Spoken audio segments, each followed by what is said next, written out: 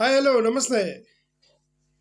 Game changer controversy, game changer తర్వాత సంగతి కానీ ఇద్దరి కుటుంబాల్లో గేమ్ చేంజ్ అయిపోయింది.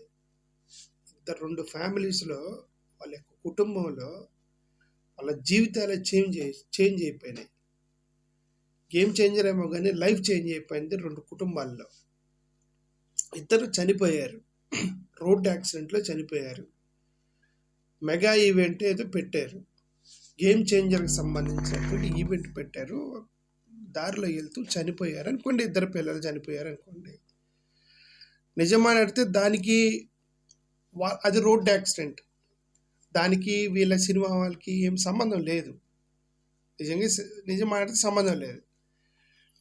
కానీ మన పుష్ప దగ్గర ఎంత గొడవ చేసి రచ్చరచ్చ చేసి గోలగోల చేసినటువంటి ఈ యొక్క చెత్త మీడియా, గోలగోల చేసినటువంటి చెత్త రాజకీయాలు ఏదైతే ఉన్నాయో ఆ చెత్త రాజకీయము ఇప్పుడు ఎందుకు లేదు అనేది చాలా పెద్ద ప్రశ్న.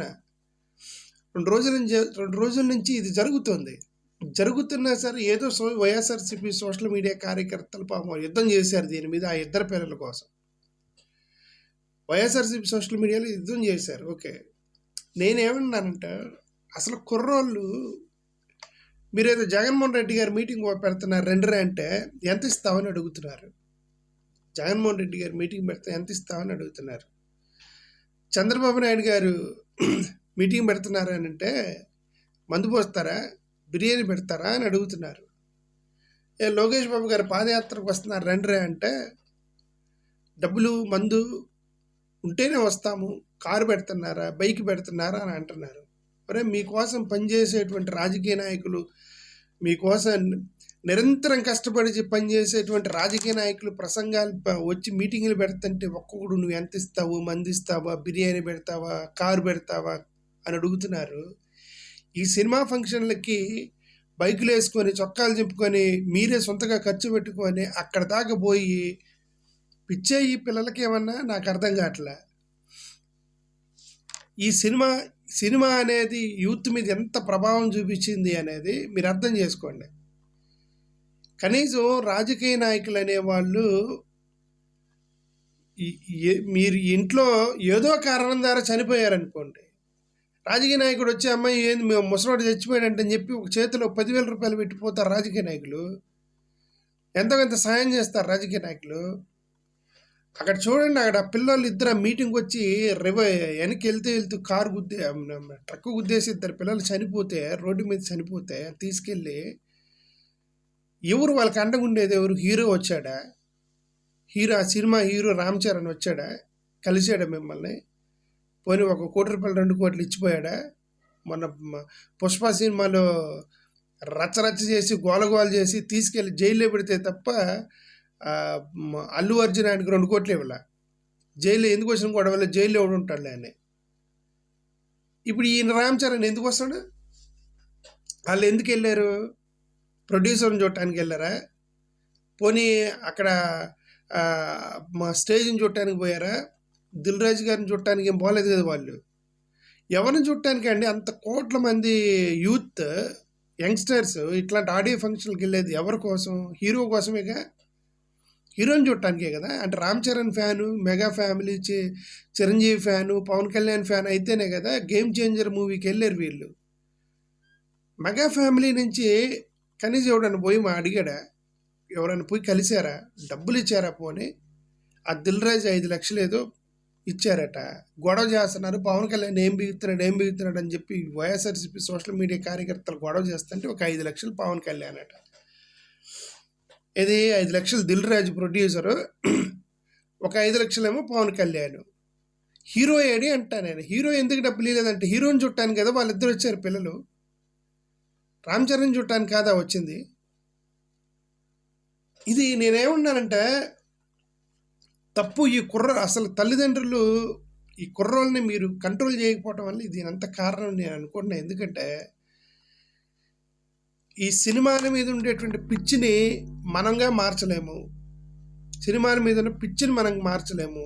తల్లిదండ్రులే జాగ్రత్తగా వాడు ఎక్కడికి వెళ్తున్నాడు, ఈ సినిమా ఫంక్షన్లకి, ఆడియో ఫంక్షన్లకి, హీరోలను చూడటానికి, హీరోయిన్లు చూడటానికి వెళ్ళేటప్పుడు కంట్రోల్ చేయాల్సిన బాధ్యత తల్లిదండ్రులదే. మీరు జాగ్రత్తగా వాళ్ళని కంట్రోల్ చేయండి, వాళ్ళని పంపించకండి, ఆడియో ఫంక్షన్లుగా పంపించకండి, సినిమాలకు సంబంధించినటువంటి ఏ మీటింగ్స్కి పంపించకండి. ఎందుకంటే దేర్ మోస్ట్ ఇర్రెస్పాన్సిబుల్ పీపుల్ ఎవరైనా ఉన్నారంటే తెలుగు సినిమాకి సంబంధించిన ఇండస్ట్రీ వాళ్ళే. Most irresponsible people. వాళ్ళ యొక్క ఫ్యాన్స్కి ఏమైనా జరిగితే ₹1 ఇవ్వరు. వాళ్ళ ఫ్యాన్స్కి ఏమైనా జరిగితే ఒక 10 పైసా హెల్ప్ కూడా సహాయం చేయరు.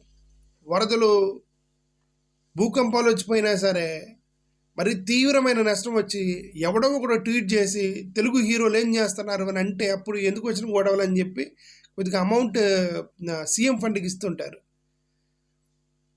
పొలిటికల్గా రెస్పాండ్ అవ్వరు, సామాజికవేత్తలకి సామాజిక ఇష్యూస్ మీద రెస్పాండ్ అవ్వరు. 24 hours సినిమాలు చేయటం, పబ్లిక్లోకి వచ్చి ఫ్యాన్స్ అని చెప్పి చేతిలో పడటం, ఈ కుర్రోళ్ళు ఏమో పిచ్చోళ్ళలాగా వాళ్ళు వెంట పడటం, ఆడికి ఏమన్నా అయితే వీళ్ళు పట్టించుకుని కూడా పట్టించుకోరు. సరిగ్గా ఫ్యాన్స్ వెళ్ళి షేక్ హ్యాండ్ ఇస్తుంటే చిరాగ్గా చేతులు నెట్టేయటం, కొట్టడం ఫ్యాన్స్ని. ఆ బాలకృష్ణ గారు ఎన్నిసార్లు కుట్టాడు ఫ్యాన్స్ని. ఈ పిల్లలకి పిచ్చే ఇది. అదే ఉత్సాహం, అదే ఊపు, అదే ఎక్సైట్మెంట్ ఆ కాలేజీకి వెళ్ళటానికో, చదువుకోవడానికో, ఉద్యోగాలు సంపాదించుకోవడానికో, వ్యాపారాలు చేయడానికో ఈ పిల్లలకి నేర్పించండి. ఆ సినిమాలు వెంటబడే వద్దు. ఈ ఆంధ్రప్రదేశ్ సమాజానికి నేను చెప్పేది ఏంటంటే, ప్లీజ్ టీచ్ యువర్ కిడ్స్. మీ పిల్లలకి చెప్పండి, చదువుకోమని చెప్పండి, కాలేజీలకు వెళ్ళమని చెప్పండి. ఆ ఎక్సైట్మెంట్ని ఏ భక్తి మార్గంలోకి వెళ్ళినా వాళ్ళని ఏదో ఒకటి మంచి మార్గంలోకి వెళ్తారు. కానీ ఈ సినిమాల వెంట, ఈ ఆడియో ఫంక్షన్ల వెంట వెళ్తే the most irresponsible me industry ఏమైనా ఉందంటే ఆంధ్రప్రదేశ్లో ఆ ఇండస్ట్రీనే. ₹1 ఇవ్వరు, సహాయం చేయరు, ఇళ్ళకి రారు, పరామర్శించరు. సరికదా పవన్ కళ్యాణ్ ట్వీట్ చేస్తాడు, జగన్మోహన్ రెడ్డి వేసిన రోడ్ల వల్ల చనిపోయాడంట. ఇది కూడా రాజకీయం. రోడ్ల వల్ల చనిపోయాడు పవన్ కళ్యాణ్ గారు ట్వీట్ చేస్తున్నారు. జగన్మోహన్ రెడ్డి వేసిన రోడ్డు వల్ల చనిపోయారు, జగన్ వల్లే చనిపోయారు. మీరు వచ్చి ఏం వెళ్ళింది, ఏం బీకరా, రోడ్డు వేయకూడదు. మరి అది యాక్చువల్గా రోడ్డు చాలా నీట్గా ఉంది, అది చూపిస్తున్నారు కదా. ఎక్కడైతే పిల్లలు చనిపోయారో ఆ రోడ్డు చాలా సాఫీగా ఉంది, ఆ రోడ్డు బాగానే ఉంది, ఆ రోడ్లో గుంతలు లేవు. ట్రక్ వచ్చి కొట్టింది, యాక్సిడెంట్ అంతే. సరే పవన్ కళ్యాణ్ ట్వీట్ చేశాడు, రోడ్డు వేయలేదు కాబట్టి పడిపోయారు. నువ్వేం బిగుతున్నారు? మీరు వచ్చి 7 నెలలు అయింది కదా, రాగానే వచ్చి ఏం చేస్తున్నారండి? ఆ గుంతలు పడ్డ రోడ్లకి అనేది ఒక పెద్ద ఉద్యమం తీసుకొచ్చారు కదా. రోడ్లు వేయడం తర్వాత సంగతి, గుంతలు పూడ్చేటువంటి ప్రోగ్రాం పెట్టి చంద్రబాబు నాయుడు గారు ఒక శంకుస్థాపన చేశారు కదా. ఏమైంది మరి? పోర్చలేదు ఆ గుంతలు? చనిపోయింది. మరి ఎవరి వల్ల చనిపోయినట్టు? ఇంకా జగన్ వల్ల చనిపోయినట్ట. లెగిసిన దగ్గర నుండి జగన్ వల్ల అది జరిగింది, జగన్ వల్ల ఇది జరిగింది, జగన్ వల్ల ఇది జరిగింది, ఇదే తప్ప ప్రభుత్వాన్ని, పరిపాలన వదిలేసి వీళ్ళు ఇంకా 7 నెలలుగా జగన్ జపమైంది స్వామి. ఇంకా 7 నెలలు, మీరు వచ్చి 6 నెలలు 7 నెలలు అయింది, ఇంకా జగన్ జపం చేస్తూ ఉంటే జగన్ వల్ల జరిగింది, జగన్ వల్ల జరిగిందంటే ఇదేంటంటే ఒక రకమైన సైకలాజికల్ ఫియర్లోకి వెళ్ళిపోయారు వీళ్ళు. సైకలాజికల్ ఫీలింగ్లోకి వెళ్ళిపోయారు. జగన్ అనే వ్యక్తి పేరు వినిపిస్తే వీళ్ళకి దడపడుతుంది, ఎందుకు అర్థం కాదు. మీరు వచ్చి 6 నెలలు అయింది, పరిపాలన మీ చేతిలో ఉంది, వ్యవస్థ మీ చేతిలో ఉంది, పోలీసులు మీ చేతిలో ఉన్నారు, ఐఏఎస్ ఆఫీసర్లు, కాంట్రాక్టర్లు, డబ్బులు, ధనము, మోడీ మొత్తం మీ చేతిలో ఉన్నారు. మళ్ళీ జగన్ వల్ల రాష్ట్రం ఇట్లా అధోగతి అయిపోయిందని చెప్పి మళ్ళీ కూర్చొని ఏడుతున్నారు. మళ్ళీ జగన్ వల్ల ఏడుతున్నారు. మీ చేతిలో జగన్ వల్ల ఏడ్చేది ఏంటంటే, మీ చేతిలో పసిపాపను పెట్టుకొని జగన్ వల్లే వచ్చపోయట్లేదు పిల్లోడని చెప్తే,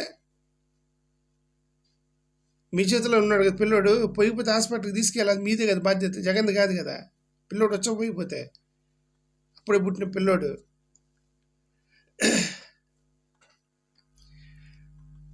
కానీ నా రిక్వెస్ట్ ఏంటంటే, ఆంధ్రప్రదేశ్ తల్లిదండ్రులు మీ పిల్లల్ని ఈ సినిమాలకి ఎక్సైట్మెంట్ అవ్వకుండా చూసుకునే బాధ్యత మీదే. సినిమాల వల్ల మీ పిల్లలు నాశనం అవుతారే తప్ప ఉద్యోగాలు కూడా రావు. Thank you.